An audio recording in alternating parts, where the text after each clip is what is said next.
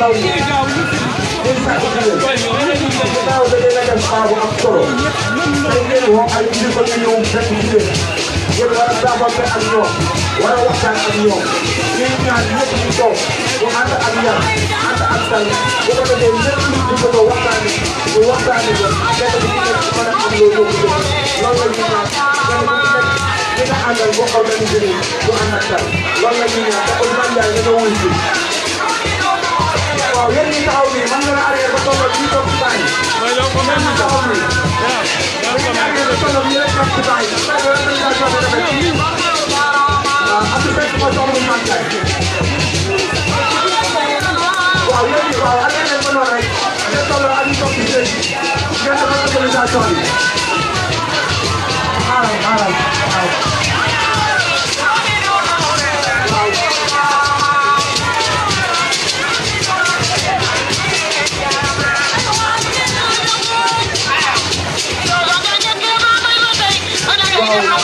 kon yéen sama organisation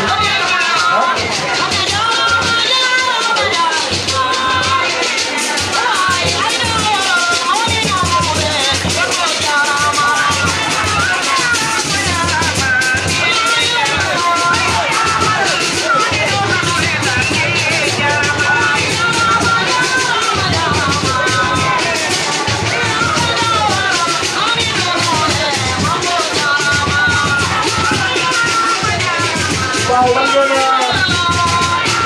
ambiance yi yaakaar naa ni dafa toog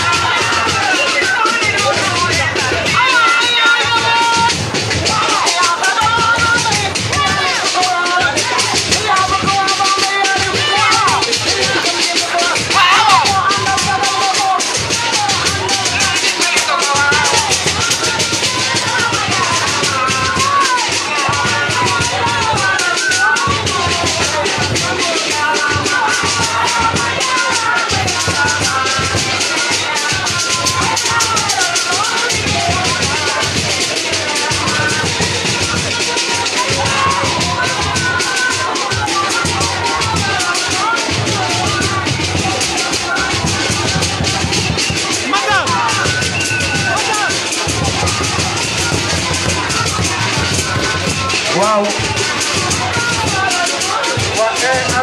ambiance tuuti su ko nekk ci wàllu nga xam ne moom moo di détail bi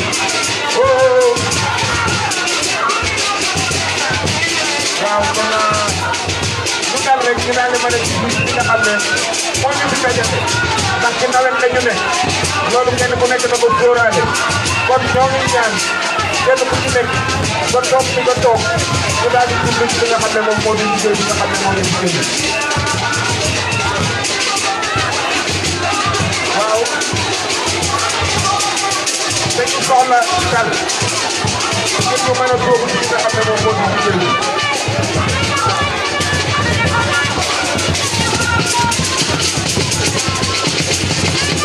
waaw ambiance bi mën naa arrêté nag ambiance bi mën naa arrêté ñu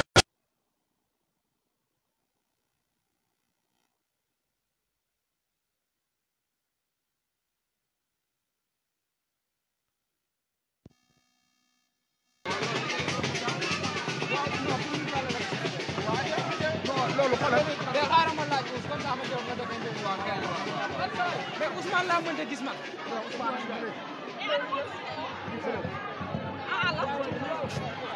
waaw bu ñu gën a arrêté ambiance bi nag bu ko defee ñu dem nag ci liggéey bi nag balaa guddi bu ko defee rek ndax kon dañoo bëgg a waxtaan ak madame la présidente te waxtaan bi am na solo vraiment waaw bu ko defee da ngeen di arrêté nag ambiance bi nag tuuti nag waaw arrêté leen ambiance bi tuuti may ñu nag ñu commencé liggéey bi.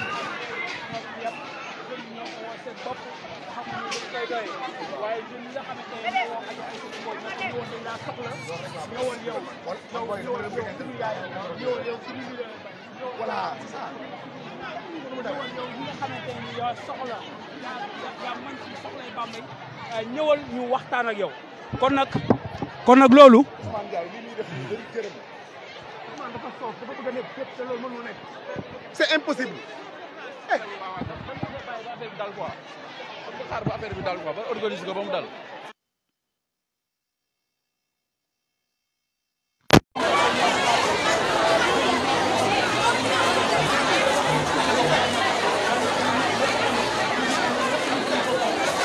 allo waaw ñu ngi ñaan ku nekk delluwaat sa place. Ousmane Ndiaye wàccal ak masque yi ci tribune bi Ousmane wàccal ak masque yi ci tribune bi foofu dañ fi indi bruit rek.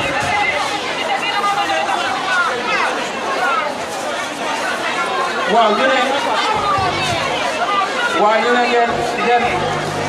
dal tuuti ndaxte dañoo bëgg a tàmbali liggéey bi. nag kenn ku nekk delluwaat place am toog ñu commencé liggéey bi da ngeen organisé wu nit ñi dafa am ñu toog ngeen ñëw taxaw noonu da ngeen di arrière.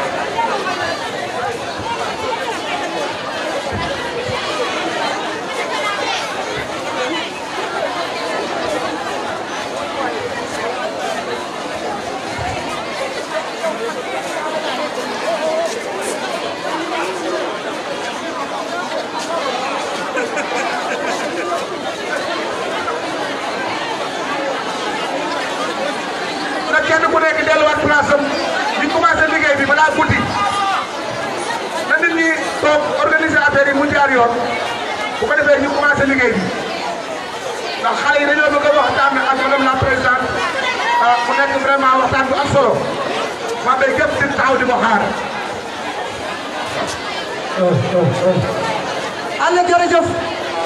ndaw ñi déglu leen ma ndaw ñi lan moo leen naqari ndawu Bambey lu leen naqari ndawu Bambey lu leen naqari ndawu Bambey lu leen naqari bëgg a jëlaat li ñu moom. ànd jëlaat li ñu moom. ànd jëlaat li ñu moom la ñu bëgg. ànd jëlaat li ñu moom. ku loolu ngeen wax du ndawi Bambey ñoo ko wax.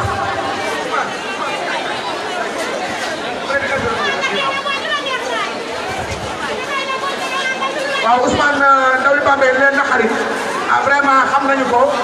looloo tax nag ñu woo seen président fas yéene jëriwaat li nga xamante ni ñoo ko moom tegaat ko ci loxo yi wér a wér muy loxo yi madame la présidente soxna Aïda Mbodj loolu yaakaar naa ni voilà. bépp taw fii li la naqari mooy tey Bambey dafa nekk dañoo yóbboon ci fii Bambey tey nekk ci 30 am na ñu ni nag 10 la nekk ndaw ñu jóg taxaw temm ànd ak madame la présidente pour andi jëliwaat li nga xam ne moom la ñu moom ndaw ñi ñoo ko wax de kon yaakaar naa ne moo leen fi tey ji yéen waaw kon tey li ngeen fi yéen xam ngeen ko moo tax mu jaral madame la présidente mu ñëw toog ndaw ñi ñoo xalaat taxaw temm ànd nekk benn mbooloo ànd jëliwaat li nga xam ne moom la ñu moom kon yaakaar naa ne dina leen sargal bu baax a baax a baax jërë ngeen jëf.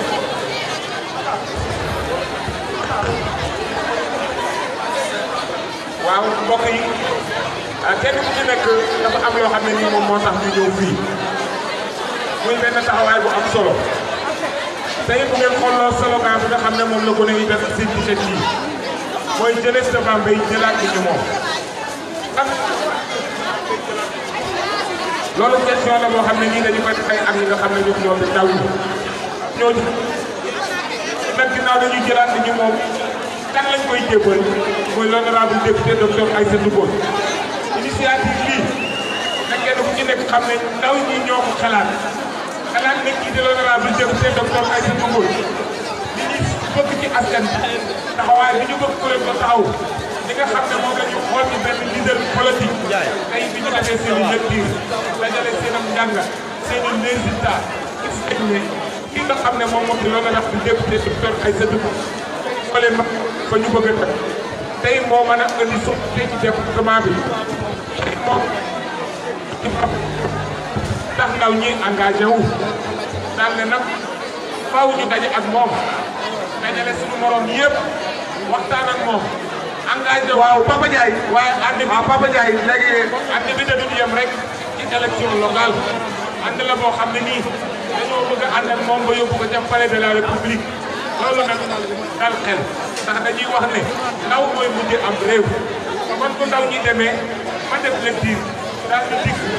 daal di ki nga xam ne moom moo di l'honorable député sunu xel dafay dal kon ñu bàyyi tuuti ñeneen ñi ñu dugg ñu doog a dikk ci terrain. waaw asalaamaaleykum waa Bambey kon nag tey dañuy bàyyi xale yi nga xamante ni ñoom ñoo moom bis bi nga xam ne ñoom ñoo invité seen présidente soxna Aïda Mbodj parce que wax ak ñoom xale yi nag ñooy xale yi nga xamante ni bi ñu joxee Aïda Mbodj ministère de la femme de la famille et de la petite enfance moom Aïda Mbodj defoon na ci xale yooyu lu am solo xale yii ñooy xale yi nga xam ne ñoo daan ñaari ndéwén naan ngal Aïda Mbodj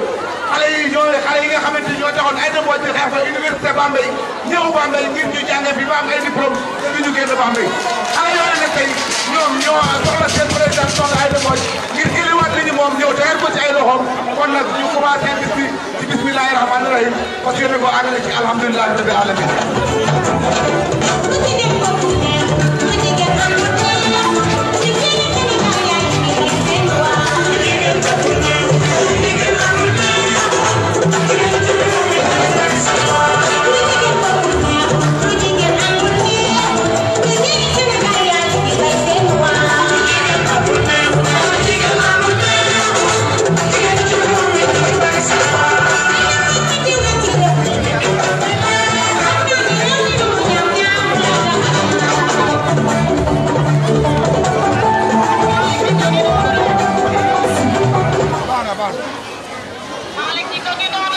salaamaaleykum ñu ngi nuyu ñëpp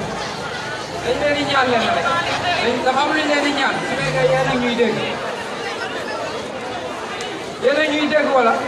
dañu bëgg ku si nekk nga regagner sa place ñu commencé liggéey bi parce que programme bi xaw na gudd loolu rek lañ leen di ñaan ñu def ko ak diplomatie ku si nekk regagner sa place ñu commencé liggéey bi donc nawet lañ nekk te asamaan si neexul loolu lañ leen di ñaan rek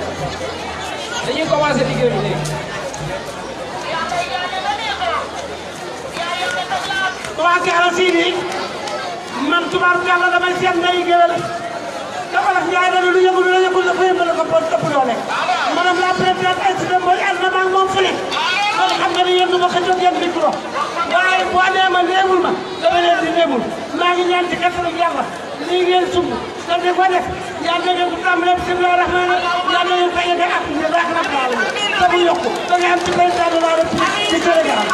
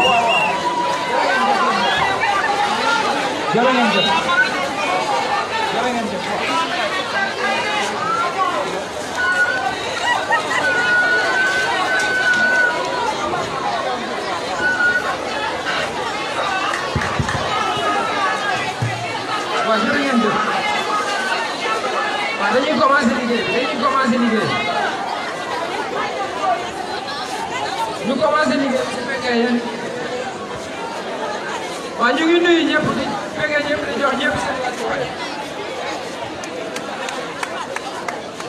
Monsieur le maire Khalifa Mbodj. Monsieur le maire Khalifa Mbodj. ñu commencé liggéey bi.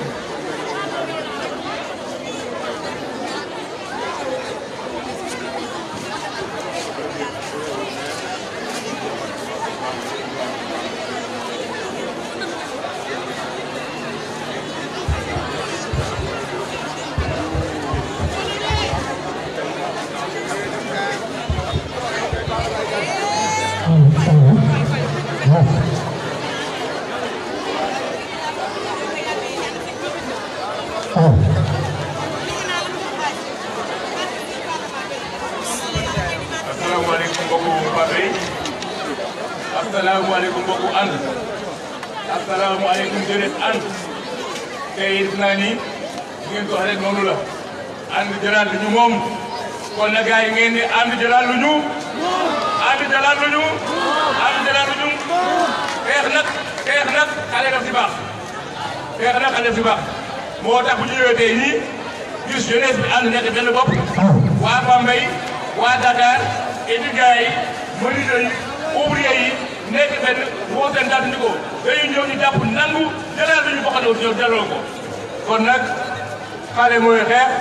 xale moo am doole xale mooy borom xam-xam bu ànd ak sagesse bi nga xam ne mooy seen dante ak seen ak yaakaaram yaakaar nañu après la ñu am kon nag waxaat yaa ngi àndal yëpp ak waa Bambey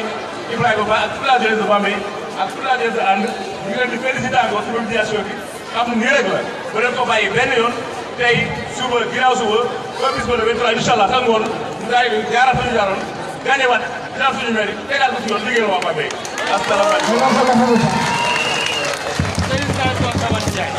Merci.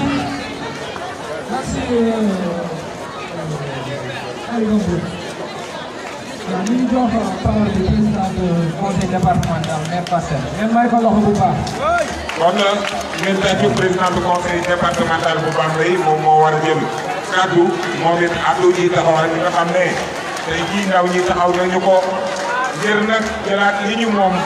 jébbal ko l'honorable député docteur Aïssata Mbodj ndax gis nañ ne askan wi ñoo xeexal ba fal ko ñu jaay ko doole bokkal ci li nga xam ne moom moo di président du conseil départemental ndaw ñi loolu naqari leen moom ba léegi gisuñu woon ñu jaar ba mat ko saafara day nag wàccaay jot ñu taxaw mais ñu taxaw yéen jàkkaarloo ak ñooñu nangu li ñu moom jébbalaat ko kon dañuy jox kàddu bi li nga xam ne ñoom ñu arrière ñun ñu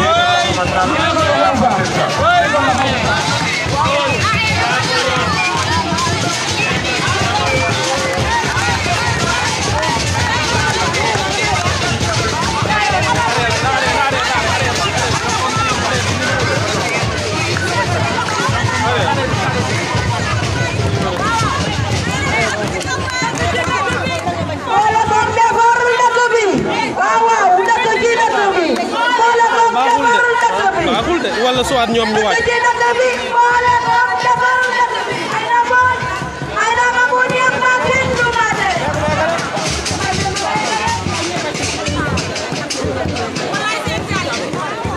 xoolal kii ñu mën a filmer kon ñu teewlu waaw yéegal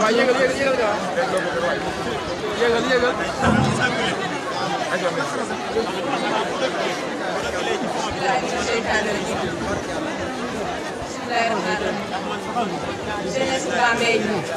maa ngi leen di nuyu jiital ci nuyoo bi la présidente soxna Aïssata Mbodj maa ngi koy nuyu bu baax di nuyu le maire nga xam ne mooy Khalifa Mbodj di nuyu Racine Ba di nuyu ñi nga xam ne ñoom la présidente àndal yëpp ay jigéen di nuyu jeunes yi nag bés tey bi yéen a ko moom bés bi la ngeen a ñëw bés bi ngeen moom jaadu na jigéen moom a def leen rajoon yegg ci ay loxo yooyu yóbbu ko te jël si ngeen ngeen moom ñëw ngeen nangu leen li ngeen moom jël leen la présidente ko seen kanam ngeen nangu seen dëkk leen li ngeen moom yéen a ko moom jël leen ko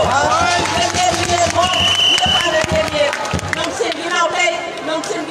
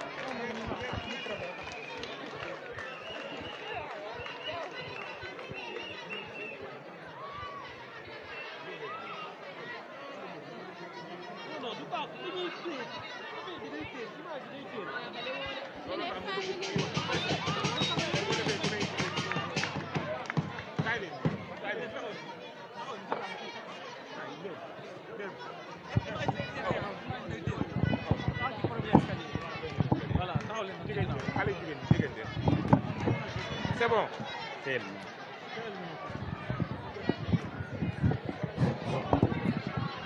Assalamualaikum mbokki Bambey, assalamualaikum mbokki Bawol. maa ngi leen di nuyu ku nekk turam ak santam di rafetlu jataay bi di jiital ci nuyoo bi suñu kilifa suñu responsable suñu référence muy la présidente docteur Aïssatou Mbodj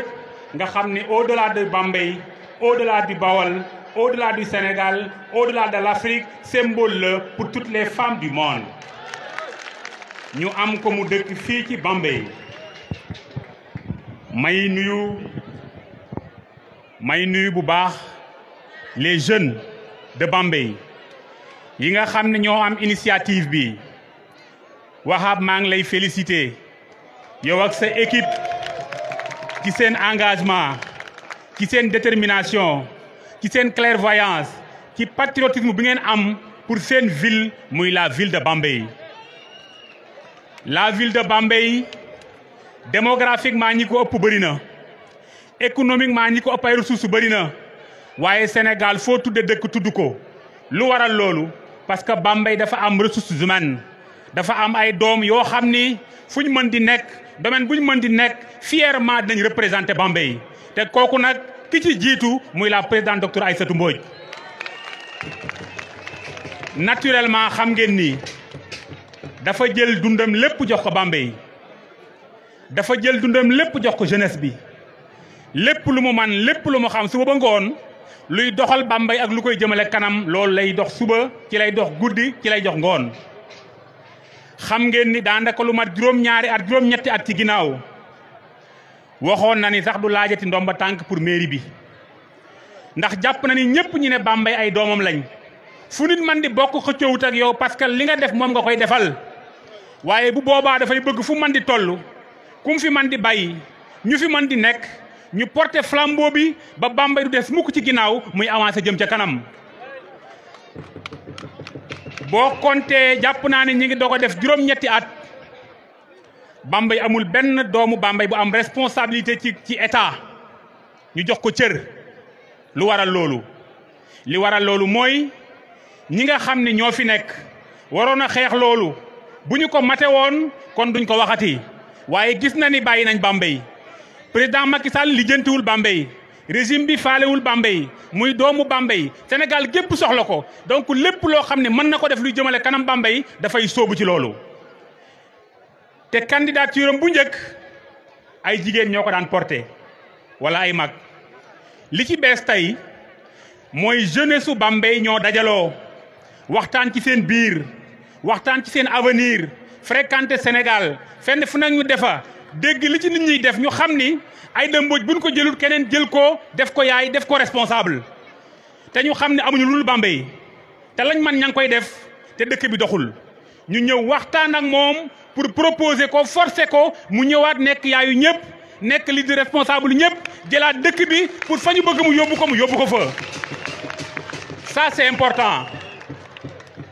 leneen li nga xam ne dama ko ciy dolli jàpp leen ni liggéey boobu su koy def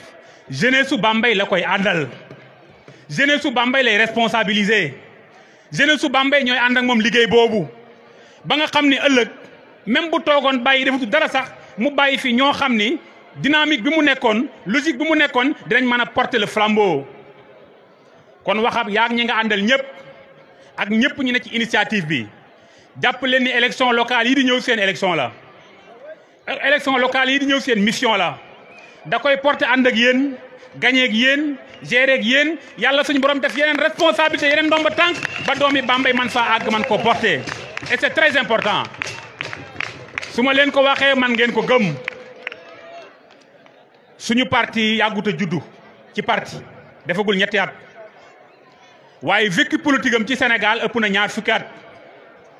ñu ci bëri yor ay responsabilité ay jeunes lañu man mii wax ak yéen maa ne woon le responsable des jeunes maa yor le responsable des jeunes au niveau national ba pare mu def le porte-parole du parti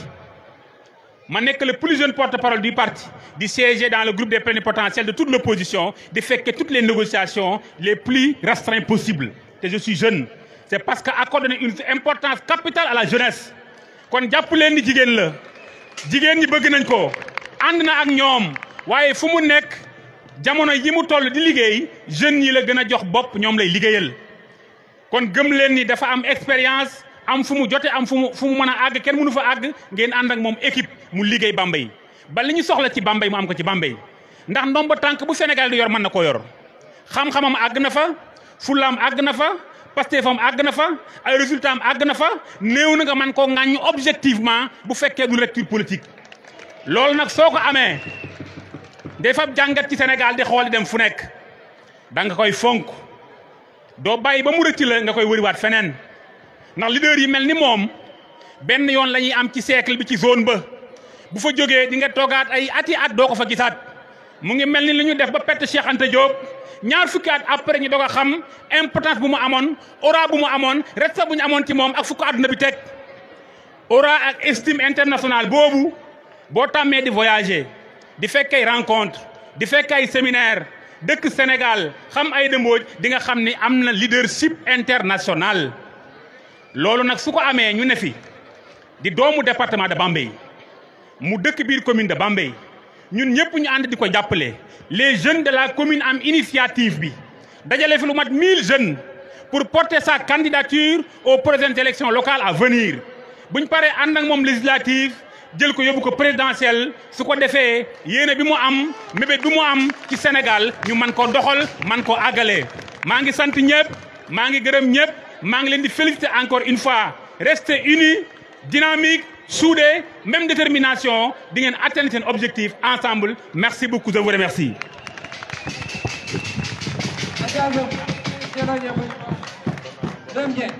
ñu ngi jox parole porte-parole Léona d'abord. Léona d'abord.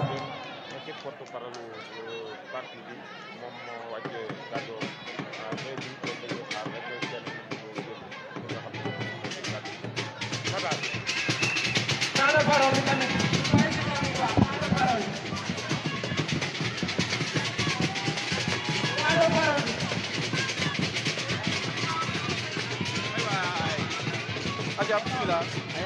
ay wax mën a taxaw ni la kii wax aja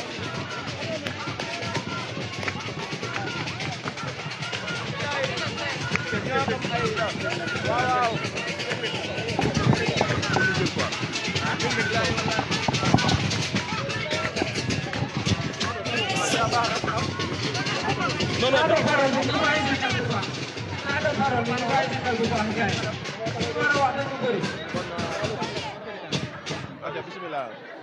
asalaamaaleykum wa rahmatullah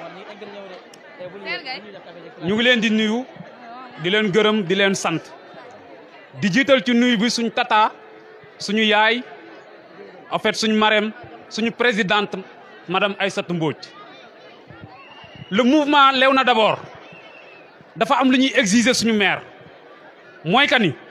dañoo bëgg nga jël Bambey je dis bien nga jël Bambey nous on dit pas ay dem di tayle suñu dëkk di ko jox keneen koo xam ne dëkk bi nga koy bàyyi mi ngi woon à 1000% léegi mu ñëw à 30%. on refuse et on dit que on refuse en tant que doom en tant que say sët en tant que ñoo xamante ne nii yaa leen yar teete leen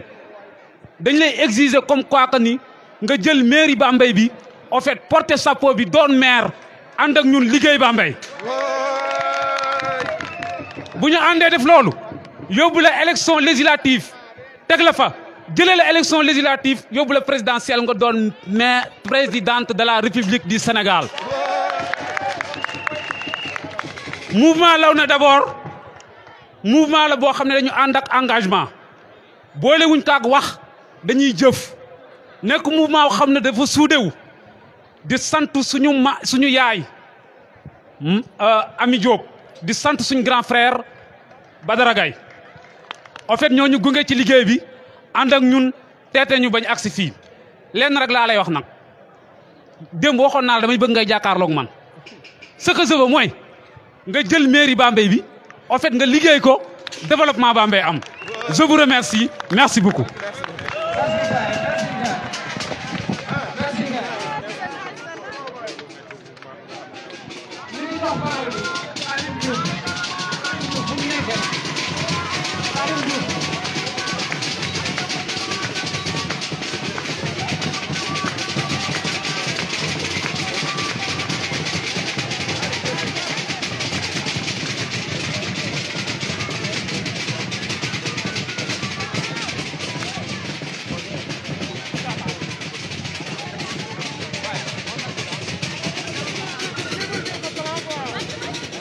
jërë ngeen jëf waaw jërë ngeen jëf waaw ngeen may ñu tur ñu yeggale ngeen may ñu tur ñu yeggale waaw ngeen may ñu tur ñu yeggale waaw jërë ngeen jëf jërë ngeen jëf jërë ngeen jëf ngeen may ñu tuuti waaw may leen ñu tuuti jërë ngeen jëf waaw ngeen may ñu tuuti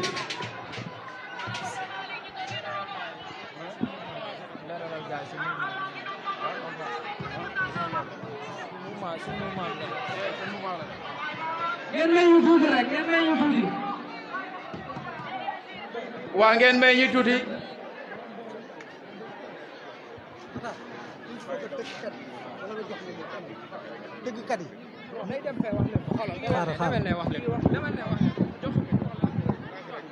asalaamaaleykum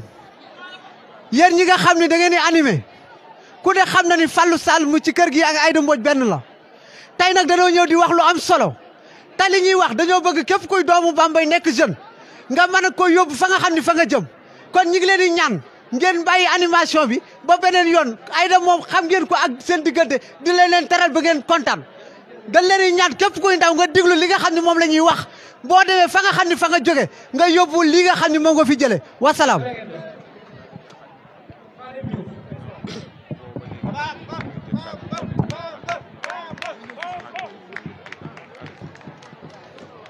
salaamaaleykum mbooloo mi maa leen di nuyu yéen ñëpp ku si nekk sa tur ak sa sant di jiital si nuyoo bi l'honorable député Aïda Mbodj bu ma jógee si loolu may nuyu le coordonnateur de notre mouvement Abdou Waham Ndiaye di nuyu ñi nga xam ne ñoo bokk liggéey bi man ak ñoom muy sama morom étudiants yi nga xam ne ñu ngi nii si ginnaaw maa leen di nuyu bu baax a baax a baax man nag damay wax en tant que jeune di wax ak jeunesse bi aussi dama bëgg jeunesse su Bambey ngeen conscient te xam ne Bambey ñun ñoo ko mën a defar amul benn jeune boo xam ne dina jóge fenn ñëw defaral ñu Bambey loolu c'est impossible te ñun ay étudiants la nekk université Cheikh Anta Diop de Dakar di fa def benn travail bu extraordinaire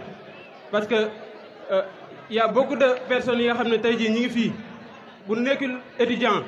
am nañ doomu étudiant wala ñu am sëtu étudiant te ñun dañ fa nekk di leen jàppale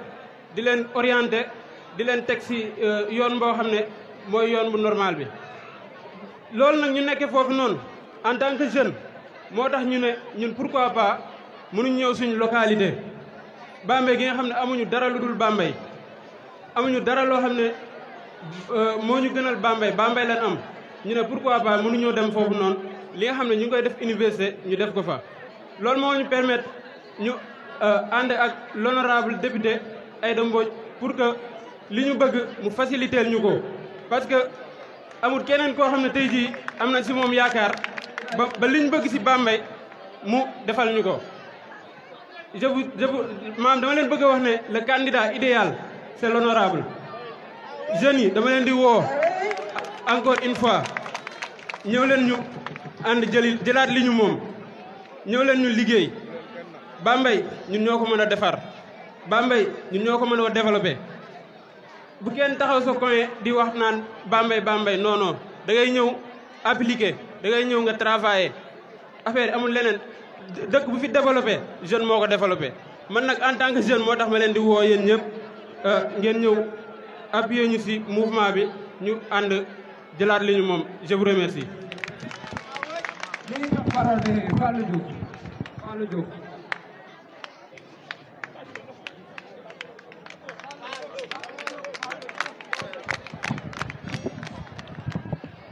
salaamaaleykum mbooloo mi.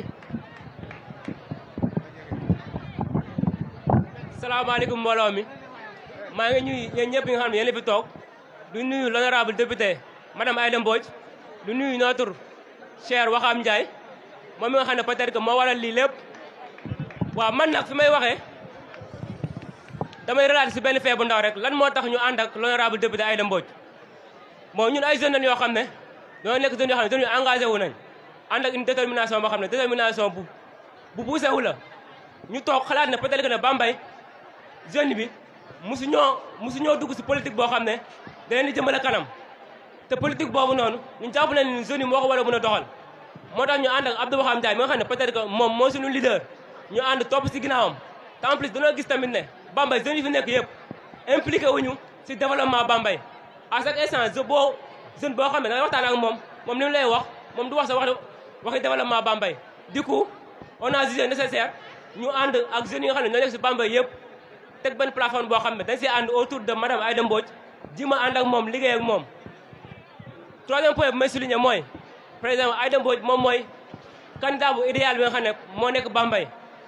li tax ma wax loolu mooy moom am na expérience politique bi en plus tamit moom wër na Sénégal gi yëpp du coup moom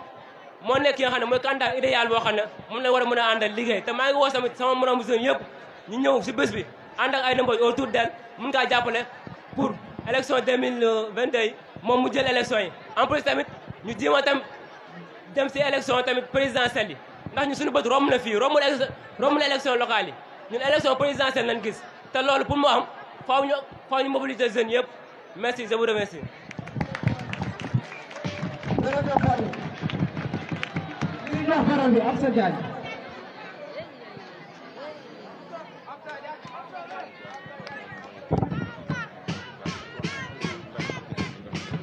ok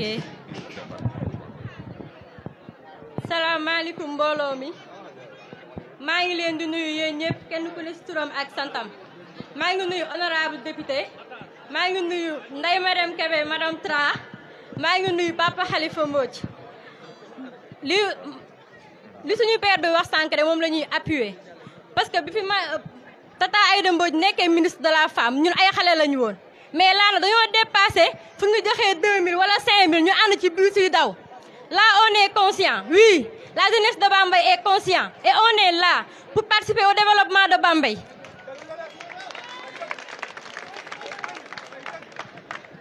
Vous les jeunes, allez vous inscrire aux listes électorales parce que le développement de Bambey n'appartient qu'à nous te ñun ñoo koy def bu neexee yàlla donc ñoo ngi leen di remercier yéen ñëpp. Ça va? Merci. ñu ngi jox parole bi Mbaye Ndiaye Kër Saakura.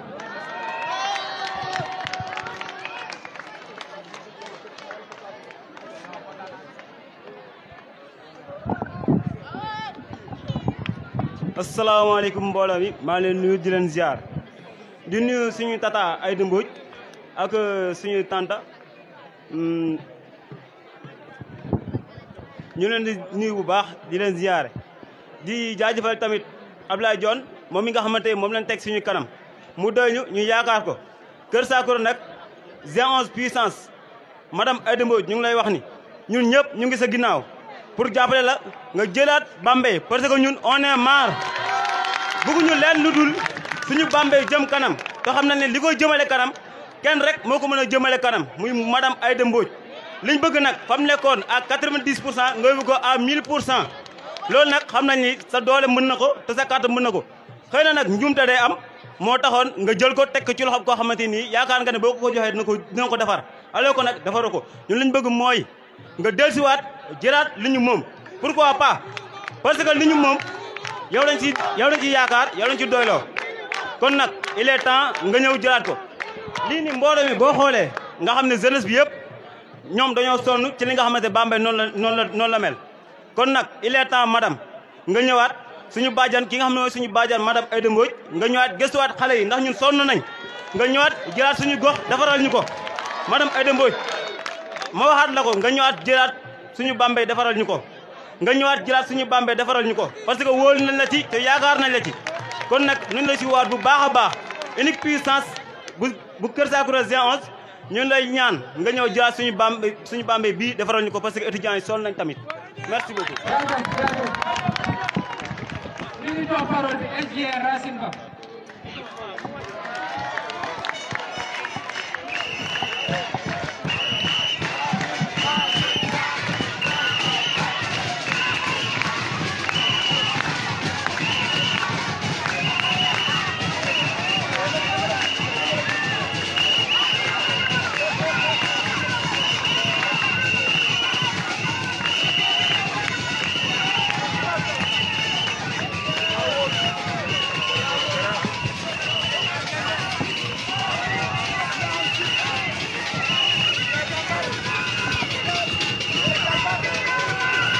Allô?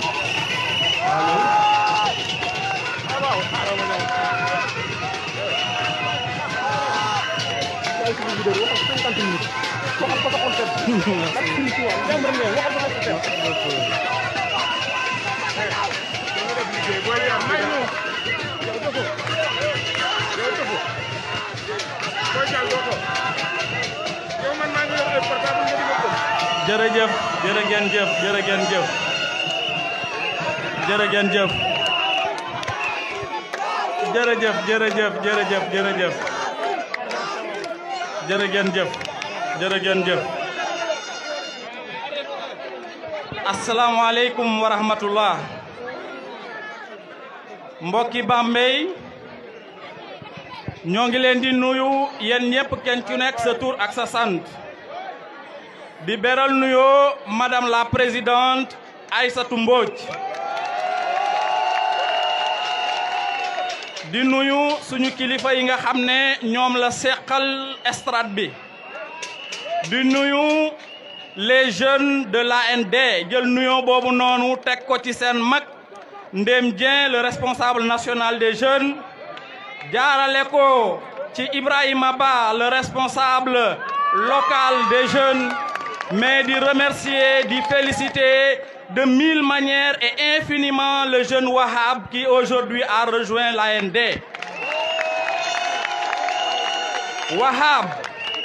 Wahab yow ak ñi nga àndal vous avez apporté un souffle nouveau maanaam da ngeen a ñëw dooleel si waat AND da ngeen a ñëw doon ay jeunes une jeunesse consciente une jeunesse éveillée une jeunesse consciente de ses responsabilités une jeunesse boo xamante ne bi xam na lan mooy développement une jeunesse boo xamante ne bi kenn du ko won yoon une jeunesse boo xam ne ni qui ne se cherche pas une jeunesse boo xamante ne bi xam na fi mu jëm heureusement alhamdulillahi rabbil alamin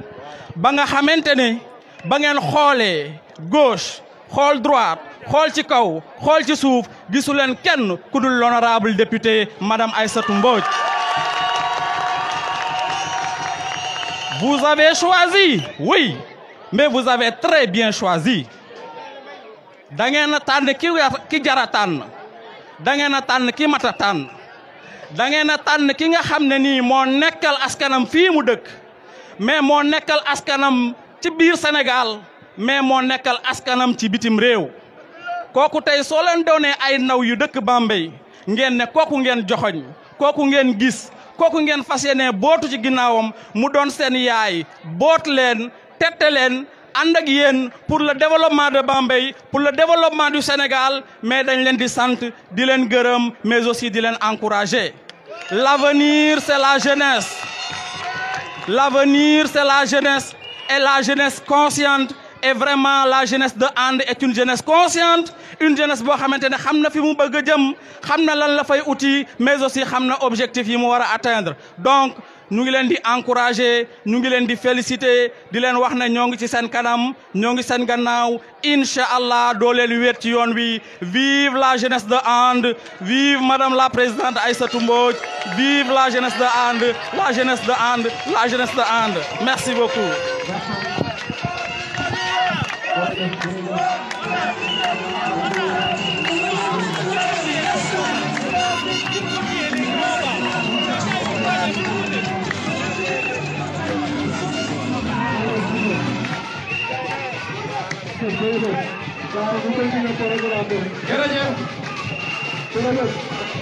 Merci beaucoup.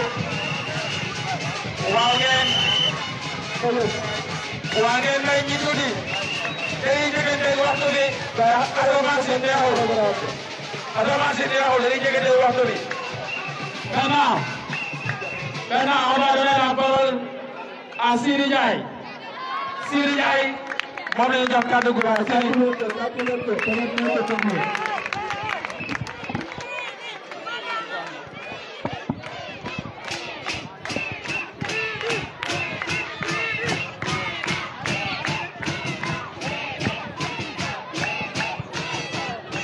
Acha.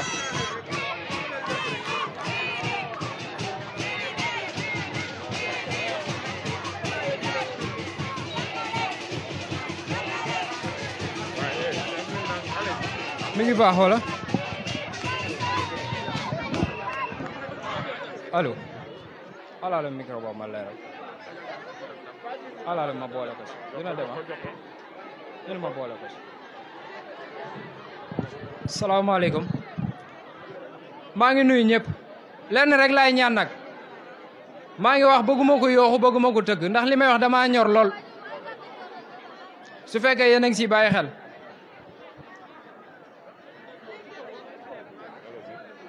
gars yi maa ngi leen di nuyu yéen ñëpp di leen siyaar yéen ñëpp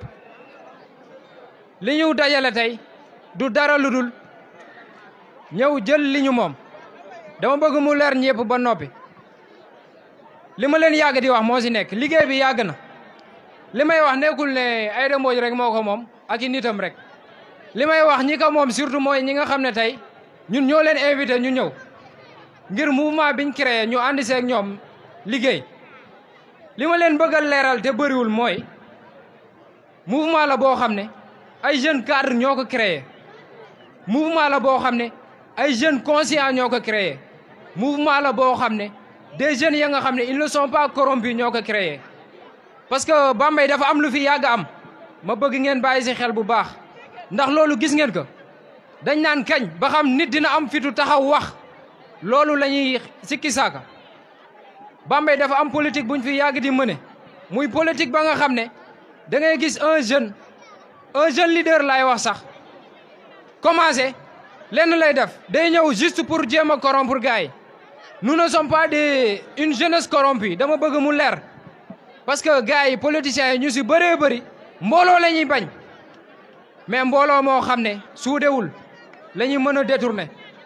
li ma leen di leeral mooy ñun dañu nekk une génération consciente une génération ba nga xam ne ils ne sont pas corrompus te loolu mënul nekk dama bëgg mu leer ñëpp seeni nopp ñun dañu porté wu volonté ñëw ànd ak honorable Aïda Mbodj pour liggéey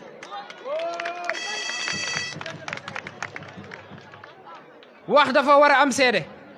dañu ñëw tàllaluñ loxo ñaanuñu demandé wuñ quoi que ce soit respect lañ soxla parce que nous sommes des jeunes intellectuels dañu yeewu dañu jàng dañu xam lu bëree bëri te nag l'avenir appartient aux jeunes dama bëgg mu leer Aïda da nga moom mag ñi suñu ay papa suñu ay yaay yow lañ àndal mais dañu gis loo xam ne dafa nekk carence ci parti bi muy jeunes yi xalaatuma wax sañu ma wax ba pare te du ma tudd le SG Racine Ba SG Racine Ba dama lay sant bu baax di la gërëm bu baax sama sant ak sama gërëm nekkul ne n'importe qui laa koy wax te maag yow yàgg nañ am na lu ñu liggéey dama bëgg mu leer ñëpp télé laay waxee rajo laay waxee ñu ngi may dégg cër nga ma jox respect nga ma woon ma delloo la ko engagement nga ma woon ak détermination ak ambition te ñun dañu nekk ay jeunes yoo xam ne dañu ambitieux képp ku am ambition dañuy ànd liggéey ak yow nga am loo ñu won nga am loo ma won mu leer naññ si suñuy bët leer naññ si suñuy nopp ñu fas yéene ànd ak yéen liggéey Racine maa ngi lay remercier di la sant bu baax di la leeral carrément ne la le meilleur reste à venir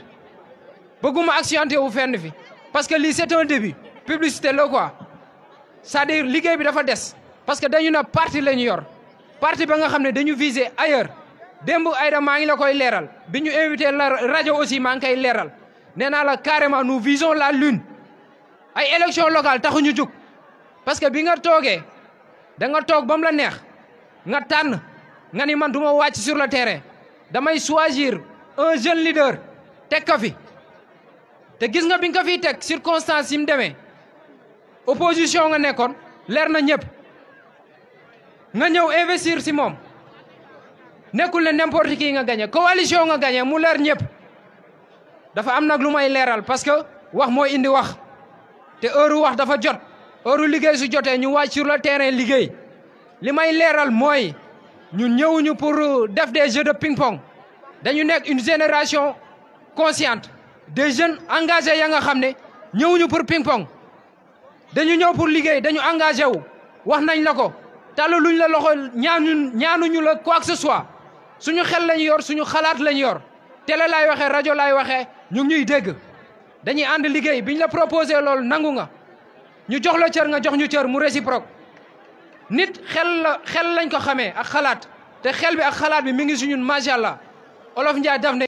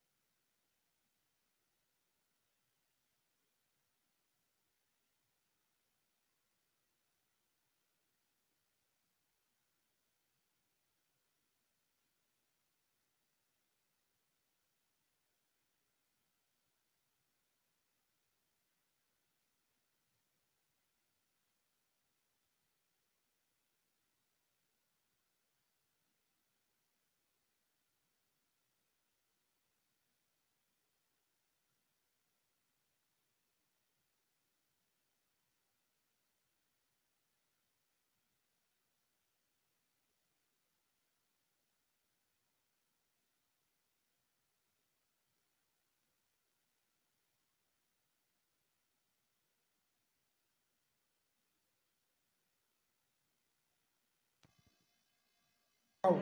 gannaaw ba mu leen nuyoo di leen jaajëfal vraiment di leen wax kontaan nay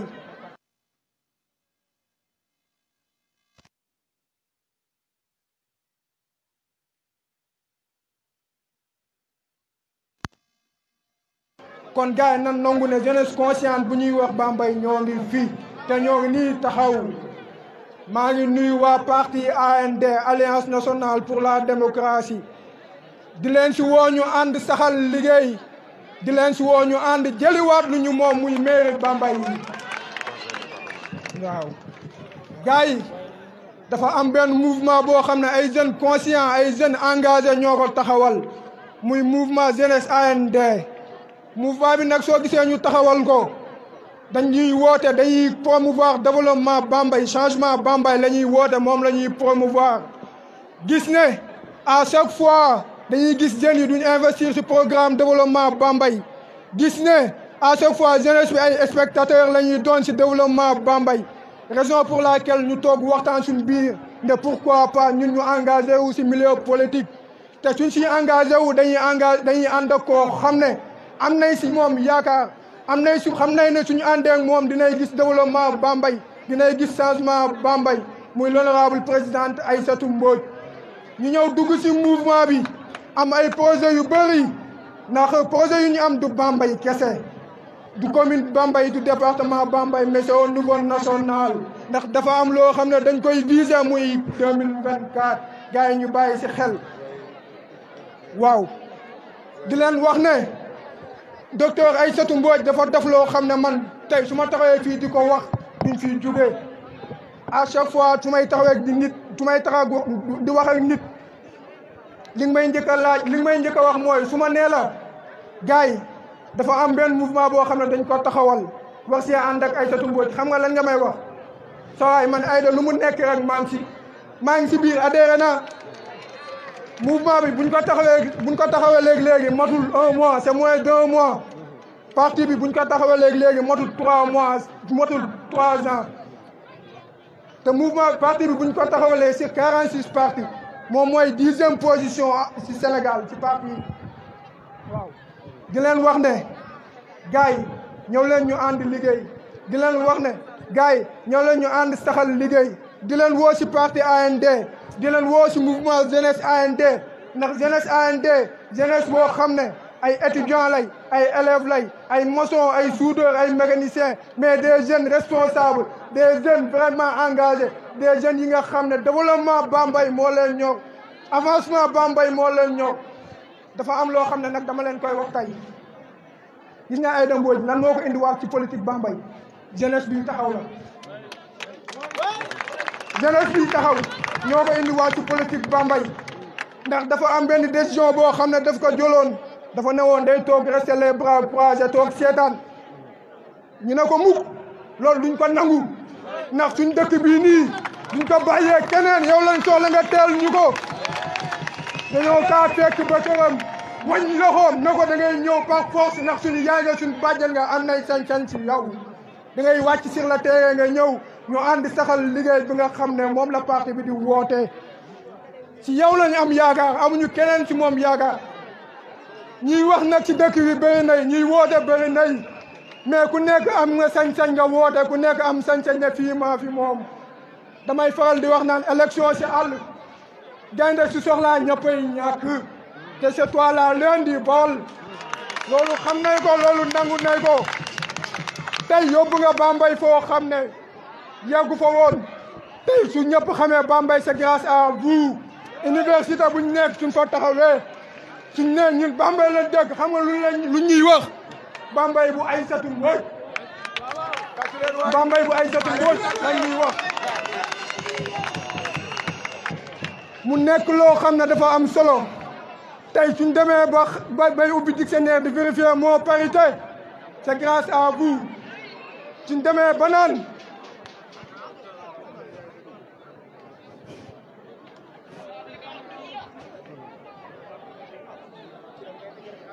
waaw dafa am benn information boo xam ne faa ma jàllale ko ndax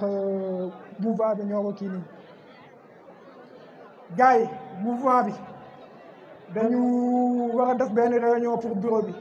ndax taxawal nañ mouvement bi mais taxawalaguñ benn bureau ndax dafa am loo xam ne lu baax soo koy woote da nga war a woote ba ñëpp ñëw ngeen toog waxtaan soog a teg bureau moo tax teguguñ woon bureau mais ñoo ngi si woo jeunesse Bambey bi yëpp ngeen ñëw intégré si mouvement bi su ko defee ñu mën a teg bureau ànd saxal liggéey incha allah am. di la wax nag monsieur le di la wax nag madame le maire ñun ci mairie dañ la fa soxla te bëgg naa fii soo fi ñëwee nga taxaw nga jox ñu réponse bu leer naññ dañ la soxla suñu mairie ñun dañ la soxla Bambey di leen jaajëfal di leen wax ne kontaan nañ di leen wax ne lu ma waxoon sama début wax laay waxaat lu ñëpp soxla danga koy téye bu baax a baax gis nga kee toog Afrique centrale ci jigéen ñi nga xam ne kenn ñoo war a remplacer Ellen Johnson ex-présidente Libéria si 5 yi nga xam ne choisir na leen en Afrique moom mee si 5 yi la bokk.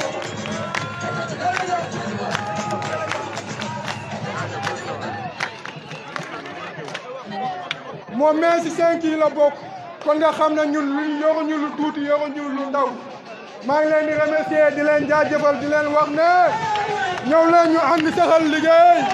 ñëw leen ñu ànd jëlaat lu ñu moom muy mairie Bambey maa ngi leen di jaajëfal di leen remercier merci encore une fois merci beaucoup.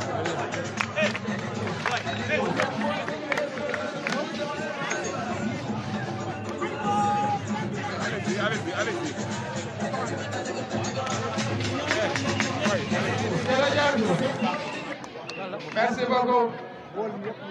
Merci beaucoup Lahat. Kàddu yi am na solo. woo ñu ñëw ñu nekk ci kaw tribune bi mën nañ jege si ay na boo jël parole. waaw ñu nekk si kaw tribune bi man ngeen a jege si. yéen ñii si kaw tribune man ngeen a jege si. yéen man ngeen a jege si rapidement. waa jeunesse bu Bambey lan ngeen wax ànd jëliwaat li ñu moom. ànd jëliwaat li ñu moom. ànd jëliwaat li ñu moom. ànd jëliwaat li ñu moom. ànd jëliwaat li ñu moom. ànd jëliwaat li ñu moom. ànd jëliwaat li ñu moom. ànd jëliwaat li ñu moom. ànd jëliwaat li ñu moom.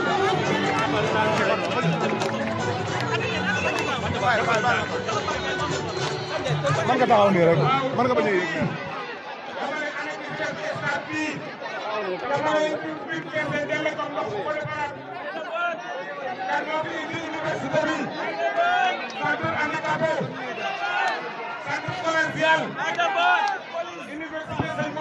ñëwal ci biir comme ça ñu mën a am ci ginnaaw waaw baax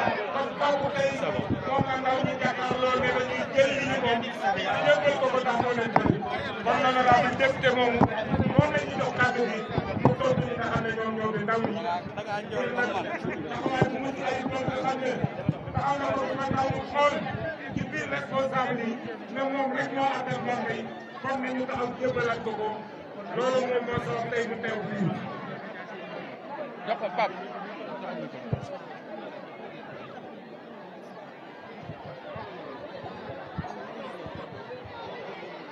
أعوذ بالله من الشيطان الرجيم بسم الله الرحمن الرحيم الحمد لله رب العالمين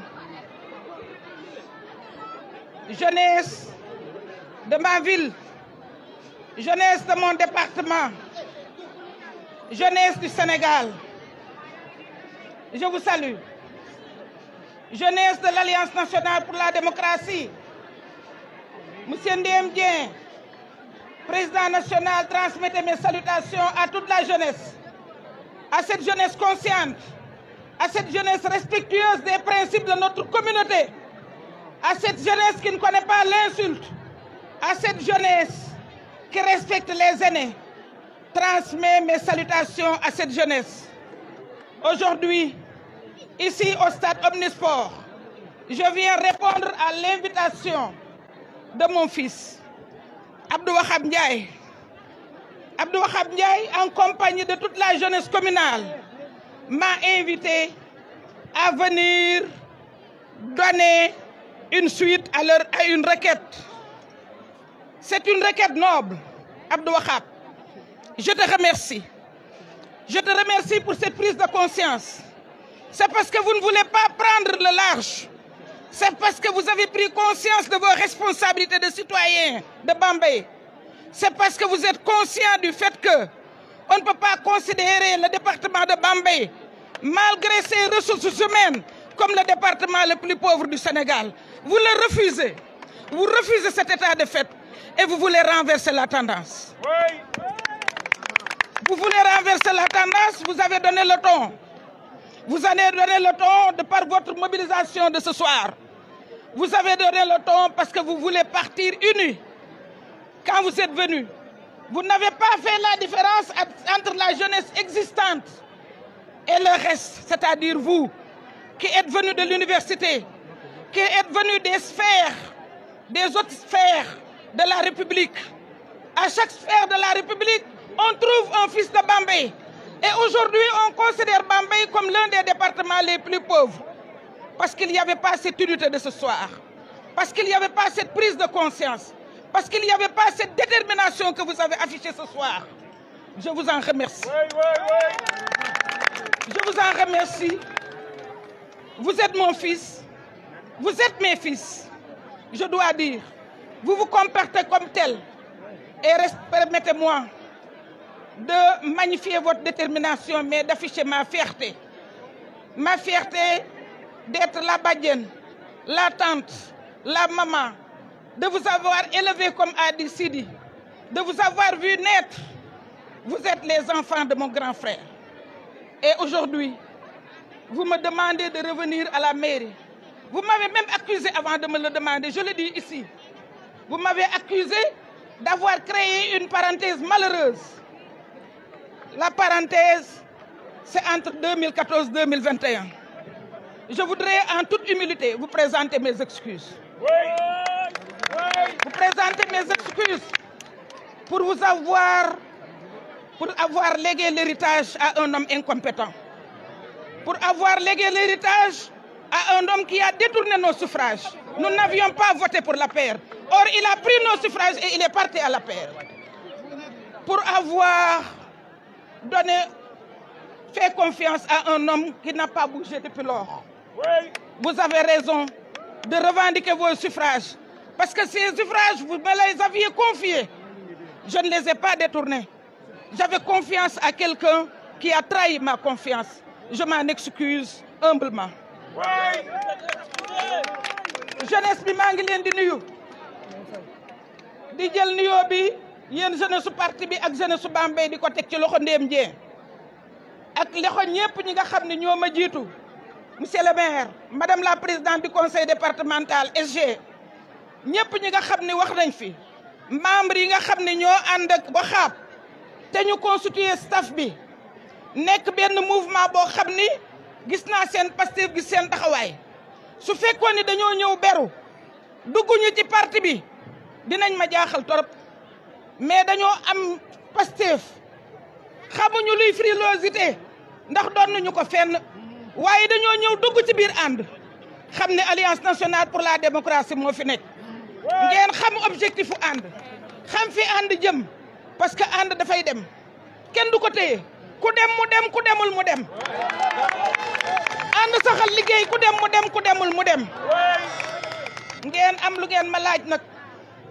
te jigéen nag ak noo mën a tollu doomam bu góor mooy kilifaam ngeen ànd di ay jeunes yoo xam ne seen loxo dafa set di ay jeunes yoo xam ne ji ngeen seen kilifa teraanga ba mënuma leen a def dara ngeen wax ma loo xam ni xaw ma ndax dinaa ko mën a tontu tey wala déet waaye dinaa leen wax ni dégg naa leen bi ma leen déggee itam dama leen a bëgg a balu àq balu waa dëkk bi àq parce que man la ñu wóolu ma jël baat yi ngeen ma jox ko koo xam ne daf ma bett xalaatuma woon ni baat bi ngeen ma jox te joxu leen ko APR moom dina ko jël toxal ko yóbbu ko APR xalaatuma woon ni baat bi ngeen ma jox ko dina wëlbatiku def ko naka sudul noonu xalaatuma woon ni baat bi ngeen ma jox ko dina taxaw fi mu taxaw te saytuwul li nga xam ne moom la askan wi bëgg ma sant yàlla bu baax nag Mame Say Ndiaye maa ngi lay gërëm ndax yow yaa jur sa doom muy waxaab mii nga delloo ko bàjjanam muy man mii kon tey su taxawelee lii ba mu taxaw ba li tubaab di wax mu bouger les lignes parce que nag jeunesse su ànd baa ngi fi woon waaye dañuy jox à César ce qui appartient à César yow yaa bouger les lignes yaa bouger les lignes yaa yëngal dëkk bi yaa yëngal dëkk bi kon nag maa ngi la ciy félicité waaye dafay wane rek ni xam ngeen li leen war ci dëkk bi dafay wane ni li Bambey am ci ay cadre li Bambey am ci ay ressources humaines dëkk bu foo dem ci réew mi ñu ni fii ku dëkk Bambey moo ko yëlif ñu toog ba tey ñu naan Bambey moo gën a dellu gannaaw ci Sénégal moo Kédougou loolu du yoon ngeen dem nag ba seen xel dellu si ngeen ñëw jël li ngeen moom lañ leen joxee loon te joxewu leen ko ngeen nangu li leen moom jëlaat li ngeen moom loolu dama ciy ànd ak yéen ma di leen wax ne leen loolu day wane ni d'accord ngeen ni Bambey ngeen dëkk dafay wane ni jël ngeen seen ay responsabilité dafay wane ni jeunes yu bëgg a liggéey ci dëkk bi ngeen bokk demu leen jël gaal demu leen fàqu leen defu leen naka sudul noonu du ngeen jeunes yuy war andi ñàkkal war ma mag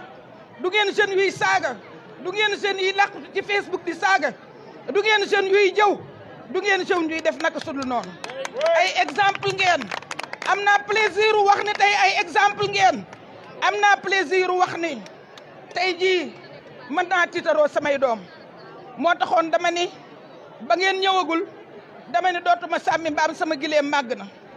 kon su ngeen ñëwee ne ma bàjjen jógal aw ma du may def lu jóg xëy na nag dinaa leen tontu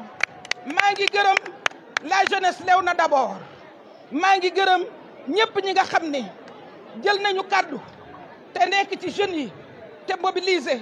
li nga xam ni initié ngeen ko ànd ak jeunes yi ngeen àndal ñëw bi ngeen ñëwee fekk ngeen fi ay jeunes fekk ngeen fi ñoom Ibrahima Ba fekk ngeen fi jeunesse yi nga xam ni ñooy sama staff politique fekk ngeen fi ñi nga xam ni ñoom bu ngeen leen laajee dinañ leen ni maa leen jur waaye nag ci sama néeg la ñuy nekk may añandoog ñoom di lekkandoog ñoom ñu di ma ñuy werante ñuy teg seen xalaat ma teg sama xalaat man loolu laa xam man lu may def dama koy waxtaane ndax suñu sëriñ ba sëñ Abdoulaye dani woon bu ma juumee ñëpp juum ndax damay waxtaan kon yéen ñi fi teew ñëpp maa ngi leen di gërëm kenn ku ci nekk mën naa laa tudd kenn ku ci nekk mën naa tudd sa entité maa ngi leen di sant ñi fi teew ak ñi fi teewul ndax xam ngeen ni ñu ngi tool yi am na ñoo xam ne mënuñoo ñëw waaye maa ngi gërëm ñëpp maa ngi sant ñëpp di ñaan yàlla yàlla mi nga xam ne moo xam li gën yàlla nañu ko yàlla def gën ngeen maa soññu nag gën ngeen maa soññu parce que ku ne dañu wax naan jeunesse rebelle la dafa am ñoo xam ni boo gisee ñu toogoon ne dañuy jàpp suñu njàmbur dañ ñoo gëmloon ni mënatuñu dara dañ ñoo gëmloon ni jeexal nañ dañ ñoo gëmloo ni jeunesse bi rek fi war a nekk dañ ñoo gëmloo ni jeunesse bi dafa war a accaparer yëpp waaye ba ngeen ñëwee jox ñu conscience ñooñu jox ñu confiance ñooñu doon wax xam nañ ne tey am nañ ñu jàkkaarloog moom te yéen ñi yéenay jàkkaarloog moom yéenay jël li ngeen moom yéenay jëlaat li ngeen moom yéenay nangu li ngeen moom loxo yu ngeen ko teg nag ñu jël man maa ngi ci seen gannaaw jërë ngeen jëf.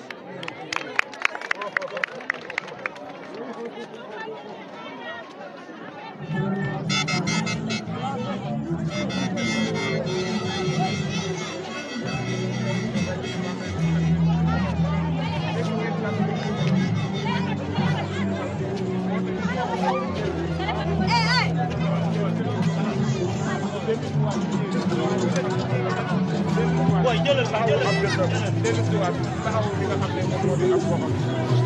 xoolal non ñii kay sax